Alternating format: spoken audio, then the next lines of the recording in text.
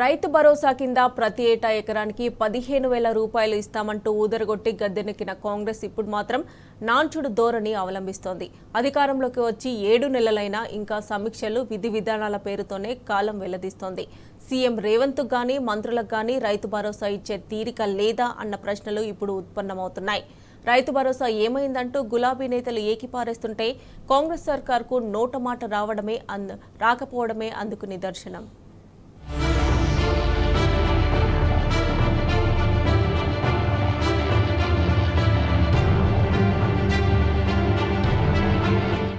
అలవి కాని హామీలతో అధికారంలోకి వచ్చిన కాంగ్రెస్ 7 నెలలైనా ఇంకా మీనమేషాలే లెక్కేస్తోంది.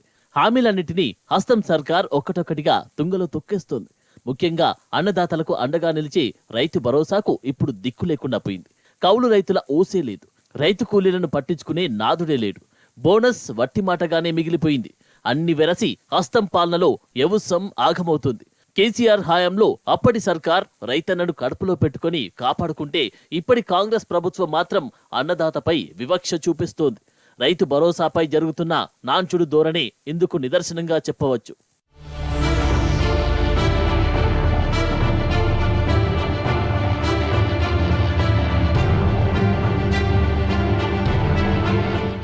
రాష్ట్రంలో కాంగ్రెస్ అధికారంలోకి వచ్చి 7 నెలలైంది. అయినా ఇప్పటిదాకా రైతు భరోసాపై క్లారిటీ లేదు. అసలు రైతు భరోసా ఉందో లేదో వాళ్లకే తెలియాలి. ఎన్నికల ప్రచారం మీద ఉన్న సోయి విధి విధానాల రూపకల్పన మీద లేదన్న విమర్శలు వినిపిస్తున్నాయి.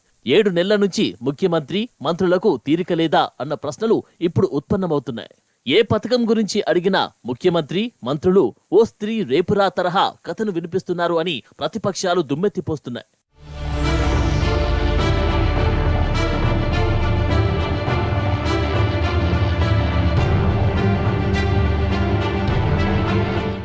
డిసెంబర్ 9 నుంచి ఎకరానికి 15,000 రైతు భరోసా అంటూ ముఖ్యమంత్రి ఇచ్చిన హామీ నీటి మీద రాతగానే మిగిలిపోయింది. ఇంతవరకు అది కార్యరూపం దాల్చలేదు. పైగా పేరుకేమో రైతు భరోసా, విధి విధానాలు ఎన్ని ఎకరాలకు పరిమితం చేయాలంటూ కాంగ్రెస్ టైంపాస్ చేస్తున్నట్లు కనిపిస్తోంది. ఇప్పుడు ఇంతలా కాలయాపన చేస్తున్న హస్తం సర్కార్ ఎన్నికల హామీలో రైతు భరోసాను కొన్ని ఎకరాలకే పరిమితం చేస్తామని కానీ సమీక్ష చేస్తామని కానీ చెప్పలేదు.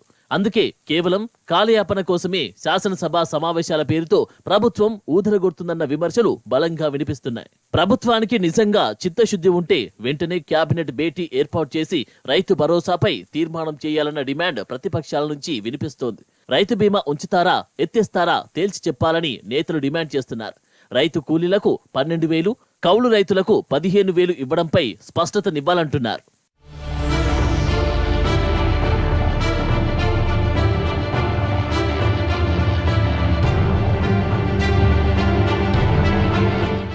అబద్ధపు హామీలతో అధికారం దక్కించుకున్న కాంగ్రెస్ రాష్ట్ర రైతాంగాన్ని నిలువునా ముంచుతోందని గులాబీ నేతలు మండిపడుతున్నారు.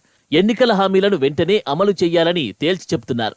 ఈ వానాకాలం నుండి రైతు భరోసా పథకం కింద ఎకరాకు 7,500 పథకం అమలు చేయాలని మాజీ వ్యవసాయ శాఖ మంత్రి సింగిరెడ్డి నిరంజన్ రెడ్డి డిమాండ్ చేశారు.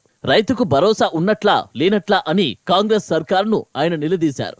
అటు గులాబీ ముఖ్య నేతలు కూడా సర్కారు తీరును తూర్పారబడుతున్నారు. హస్తం పాలనలో రైతుకేది భరోసా అని ప్రశ్నిస్తున్నారు.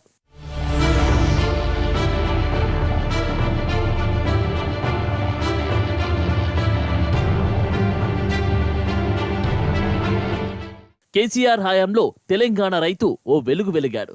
అప్పటి సర్కార్ అన్నదాతకు అన్ని విధాలా అండగా నిలిచింది. కానీ కాంగ్రెస్ వచ్చింది, రైతులకు కష్టాలు మొదలయ్యాయి. ఇప్పటికైనా హస్తం సర్కార్ కళ్ళు తెరవాలి.